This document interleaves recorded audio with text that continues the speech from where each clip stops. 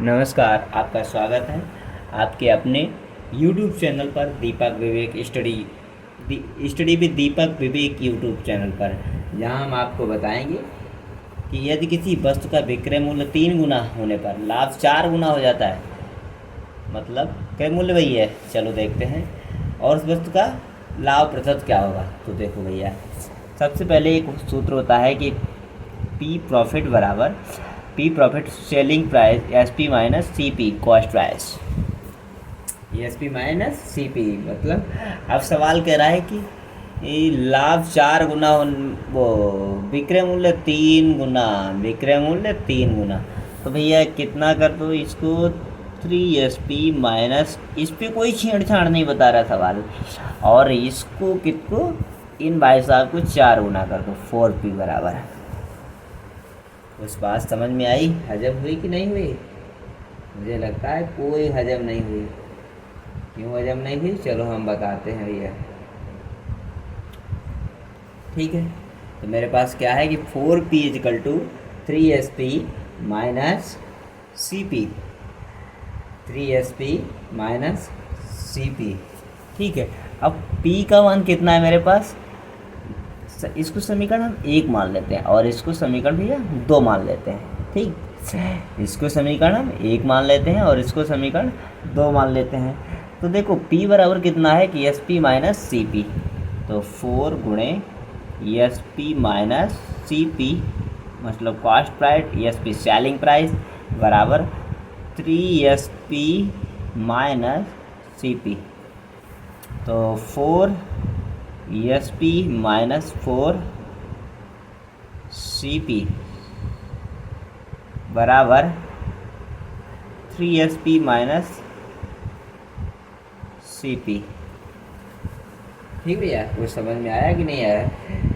ये 4SP minus 4CP equal to 3SP minus CP। देखो ये 4SP है और ये कितना है 3SP है। इस 4SP है, ये 3SP है, 4SP से 3SP जाएगा, मेरे पास बचेगा ESP। ये कितना भैया 4CP है माइनस का, और ये यहाँ माइनस का है, एक सिंगल CP, और ये इधर आएगा तो किसका हो जाएगा, प्लस का हो जाएगा। किसका हो जाएगा भैया, प्लस का हो जाएगा। तो किसका हो जाएगा भैया, ये प्लस का हो जाएगा। और जब ये प्लस का हो जाए तो यहाँ किसका रहेगा, माइनस 3CP हो जाएगा। अब इसको हम लिख सकते हैं, किस प्रकार लिख सकते हैं कि 3/1 equal to 3/1 equal to ESP minus CP।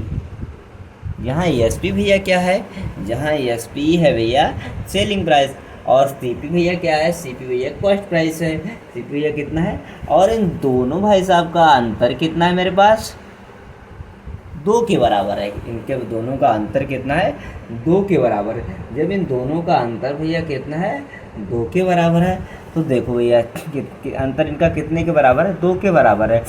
तो ये इसको हम कैसे हल करेंगे, तो अंतर मतलब इसके मतलब ये जो 3 है ये 1 है, इन दोनों का अंतर कितना है, 2 के बराबर। इसका मतलब लाभ कितना हो रहा है, 2 हो रहा है। लाभ कितना हो रहा है, 2 हो रहा है, गुणे 100 कर 2/1 मतलब 2/1 गुणे 100, और 1 से कुछ नहीं होगा, तो 2 गुणे 100 बराबर 200% लाभ हो रहा है। हमें कितना लाभ हो रहा है भैया, 200% लाभ हो रहा है। इसी तरीके से बात समझ में आई होगी। देखो हम मानते हैं, हम जानते हैं, वी नो दैट, हम जानते हैं कि प्रॉफिट बराबर क्या होता है, SP माइनस CP मतलब selling price minus cost price. तो मेरे से बोला गया है कि लाभ 4 गुना करने पर, या कहो विक्रय मूल्य 3 गुना करने पर, विक्रय मूल्य मेरे पास कितना है कोई पता नहीं, विक्रय मूल्य 3 गुना, तो हमने विक्रय मूल्य को ESP मान लिया, तो 3SP। और कॉस्ट प्राइस में नो चेंजिंग, लाभ 4 गुना हो जाता है, तो P4 मतलब प्रॉफिट 4 गुना हो गया। तो हमारे पास समीकरण 1 में भैया दिया है, समीकरण 1 का मान यहाँ पर लिख लेते हैं आप लोगों के समझने के लिए। समीकरण 1 का मान समीकरण 2 में रखने पर,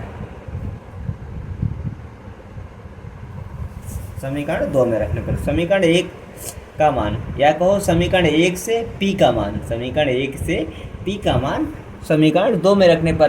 तो मैंने S P minus C P को कहाँ रख दिया, पी के स्थान पर। पी किसके बराबर है, S P minus C P के बराबर है, और 4p किसके बराबर है, 3sp माइनस सी पी के बराबर है। तो मैंने 4p की जगह पी की 4 इंटू पी है तो पी के स्थान पर S P minus C P लिख दिया। तो 4 into S P minus C P is equal to 3sp minus C P. अब इसको हल कर लिया तो 4sp minus 4cp is equal to 3sp minus C P. ये 4sp से 3sp चला गया, मेरे पास sp बचा। 4cp से एक सिंगल cp चला गया, मेरे पास 3cp बचा। अब इसको हमने लिख लिया sp upon cp is equal to 3/1। इन दोनों का डिफरेंस कितना है, मतलब अंतर कितना है, इन दोनों का अंतर भैया 2 के बराबर है। तो हमें क्या लिखा है कि 2/1 गुणे 100 बराबर 200% लाभ हो गया।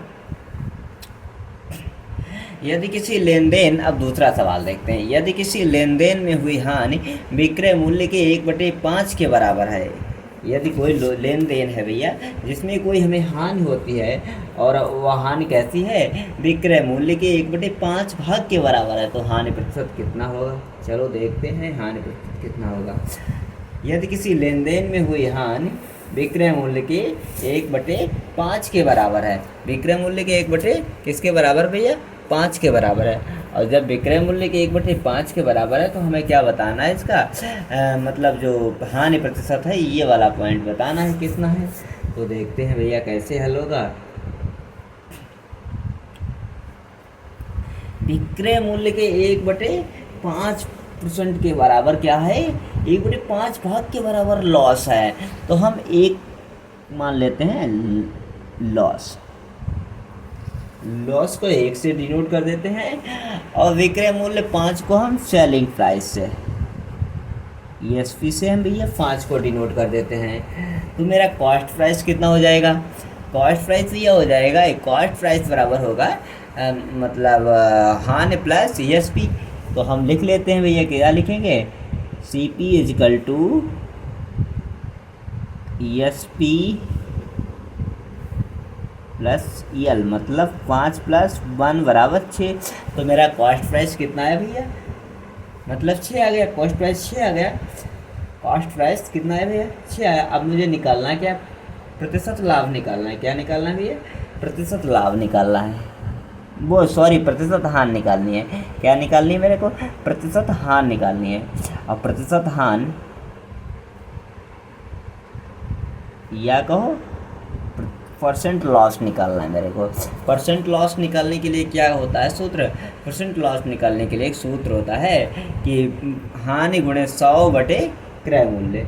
हानि गुणे 100 बटे क्रय मूल्य। मेरे पास लॉस कितना मैंने दिखा, 1 है, तो 1 गुणे 100 बटे 6, मतलब 1 गुणे 100 बटे 6। तो इसको हम काटते हैं 16 छक्के 96। तो हम लिखेंगे भैया इसे 16 और बचा 4, मतलब 6 कम 6 लिख दिया, बचा 4 हुआ 40, बचा 4 हुआ 40, तो 6 36 बचा 4 हुआ 40, 6 36 36 16.66% की क्या हुई हानि। इसको हम लिख सकते हैं, कितना मान सकते हैं, क्योंकि अगर हम यहाँ से काटेंगे, इसको डिवाइड करेंगे तो डिवाइड करते करते हम पाकिस्तान के लाहौर तक पहुँच जाएंगे, लेकिन ये कटना बंद नहीं होंगे। तो हमें कितना लिख सकते हैं, 16.67 लिख सकते हैं, इससे हमें लाहौर तक नहीं जाना पड़ेगा। लाहौर यार पाकिस्तान में है, कहाँ तक चलेंगे वहाँ, आतंकवादियों का देश।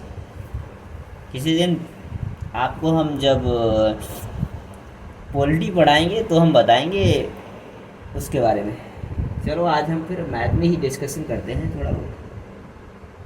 मेरे पास एक सवाल दिया है कि 60 वस्तुओं का क्रय मूल्य x वस्तुओं के विक्रय मूल्य के बराबर है। जो 60 वस्तुओं का क्रय मूल्य है वो x वस्तुओं के विक्रय मूल्य के बराबर है।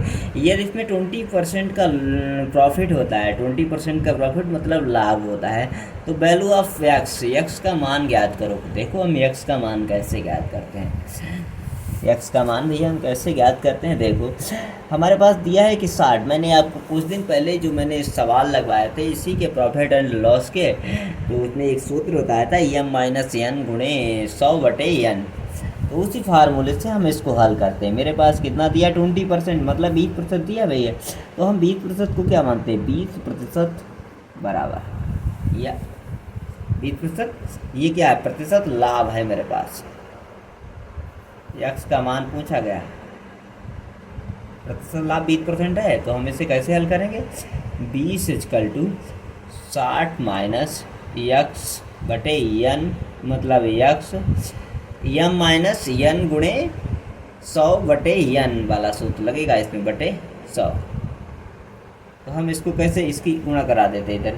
तो 20x बराबर 60 माइनस यक्स गुणे 100, तो 20 पंचे 100, तो मतलब यक्स बराबर कितना आएगा, और 60 माइनस यक्स गुणे 5, तो यक्स बराबर 5 छक्का 300, मतलब 30 और 1 0, 300 माइनस 5x, ये माइनस के 5x, ये प्लस के x, ये प्लस का x, ये माइनस के 5x, ये भाई साहब इधर आएंगे तो किसके हो जाएंगे, x प्लस 5x हो जाएंगे, बराबर 300 हो जाएगा मेरे पास। तो ये 6x बराबर कितना हो जाएगा, 300 हो जाएगा।